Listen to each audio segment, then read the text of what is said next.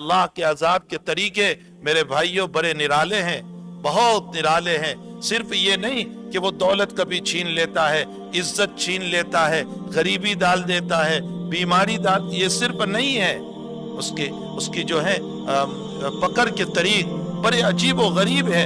ایک اسرائیلی روایت میں ہے کہ بنی اسرائیل میں ایک آدمی بڑا گنہگار تھا، بڑا عاصی تھا، اور عصیان اور بے حیائی اور معاصی اور گناہ حد درجہ وہ کرتا رہتا تھا، اور اس کے ساتھ غرور تھا، تکبر تھا، اطراحت تھی، اس لیے کہ دولت بھی خوب، عزت بھی خوب، باوجود اتنا گنہگار ہونے کے لوگ اس کے پاس آتے تھے، اس کی عزت کیا کرتے تھے۔ اس نے ایک مرتبہ موسیٰ علیہ السلام کو بطور مذاق کے یوں کہا کہ موسیٰ تو کہتا ہے کہ جب کوئی اللہ کا نافرمان بنتا ہے اللہ اس پر عذاب اتارتا ہے، اللہ اس کو ذلیل کرتا ہے، اللہ فلاں کرتا ہے۔ میں دیکھ رہا ہوں کہ میں اتنے گناہ کر رہا ہوں، زنا میرے گھر میں ہو رہا ہے اور معاصی میرے گھر میں ہو رہے ہیں، نہ میرا مال کم ہو رہا ہے، نہ میری عزت میں کوئی کمی آ رہی ہے، کوئی چیز میری کم نہیں ہو رہی ہے۔ معلوم ہوتا ہے موسیٰ تو جھوٹا ہے۔ حضرت موسیٰ علیہ السلام کلیم تھے، اللہ سے بہت باتیں کرتے تھے، بہت باتیں کرتے تھے۔ اسی لیے انبیاء کرام علیہ الصلوۃ والتسلیم میں کسی نبی نے اس زمین پر رہتے ہوئے اللہ کے دیدار کو نہیں مانگا، صرف موسیٰ نے مانگا۔ موسیٰ کلیم تھے، بہت باتیں کرتے تھے اللہ سے۔ تو اسی درمیان اللہ سے کہہ دیا رب ارنی انظر الیک، اللہ میں تجھے دیکھنا چاہتا ہوں۔ اللہ تعالیٰ نے فرمایا لن ترانی ولکن انظر الی الجبل، نہیں دیکھ سکتے اس دنیا میں رہتے ہوئے، قیامت میں یقیناً انشاءاللہ تعالیٰ اللہ کا دیدار ہوگا۔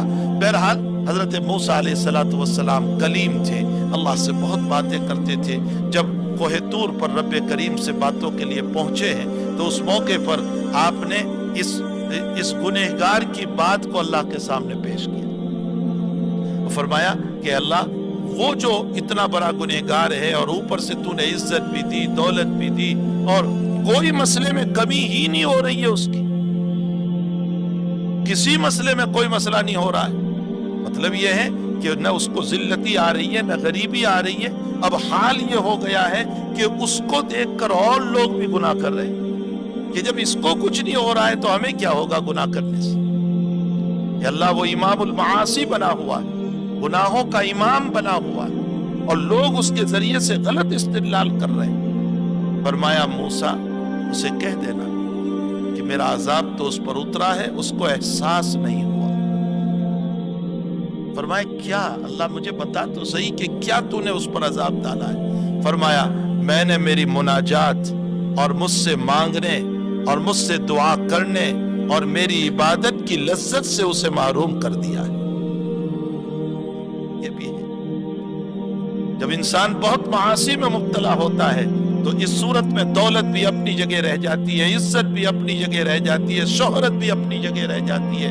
بہت شہرت، بہت عزت، بہت دولت، سب کچھ ہے، اللہ اپنی عبادت چھڑوا دیتا ہے، اللہ دعاؤں سے محروم کر دیتا ہے، اللہ تعالیٰ مانگنے کا جو ذوق ہوتا ہے اسے محروم کر دیتا ہے۔ اس کا دل اللہ کی طرف لگتا ہی نہیں، وہ اللہ کی طرف جاتا ہی نہیں۔ یہ بھی اللہ تعالیٰ کی طرف سے ایک عذاب ہے، لیکن لوگ اس کو عذاب نہیں سمجھ رہے ہیں، لوگ اس کو اللہ تعالیٰ کی پکڑ نہیں سمجھ رہے ہیں۔